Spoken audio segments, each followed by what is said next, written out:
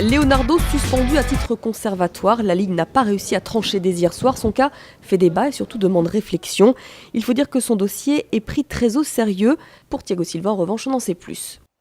On ne devrait plus le revoir dans son costume de directeur sportif cette saison. Leonardo est en effet sanctionné à titre conservatoire.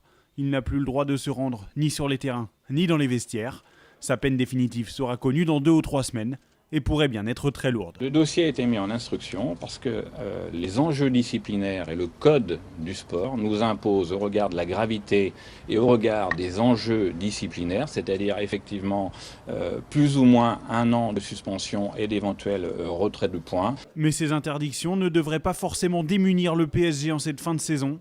Leonardo pourrait trouver d'autres solutions pour contourner sa sanction. Leonardo, il peut continuer à travailler avec son portable, comme j'ai dit, sans être spécialement sur le terrain. Et peut-être même, en ce moment de grosse pression, ça lui ferait du bien à lui de se retrouver un petit peu assez loin, je veux dire, de l'équipe et pouvoir laisser un petit peu moins peser cette pression de fin de saison de titre. Mais dimanche, le PSG se déplace à Lyon. Un voyage capital qui se fera sans Thiago Silva suspendu 2 matchs.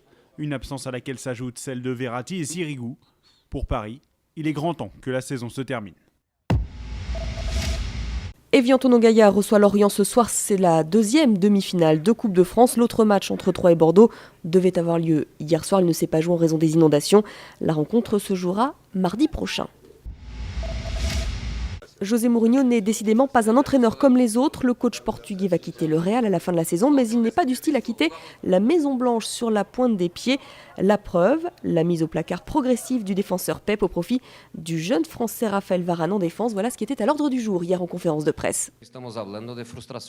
C'est une question de frustration concernant Pepe. Vous savez, ce n'est pas facile pour un homme de 31 ans, avec un statut, avec un passé, de se faire piétiner par un enfant de 19 ans. Mais c'est la vie. Cet enfant est fantastique. Et qui a eu le courage de l'appeler ? Moi. Moi. C'est très simple. Une grosse surprise à Madrid. Novak Djokovic a perdu dès le premier tour, battu par le Bulgare Dimitrov. C'est fini également pour Richard Gasquet. Le Français est tombé face à l'Espagnol Jimeno Travers. La terre battue, moment de la saison toujours difficile pour le Français. En revanche, vous le voyez, 2 Français se sont qualifiés, mais eux pour le 2e tour, simplement pour l'instant. Il s'agit de Benoît Paire et de Gilles Simon. Marion Bartoli est qualifié, mais pour le 3e tour.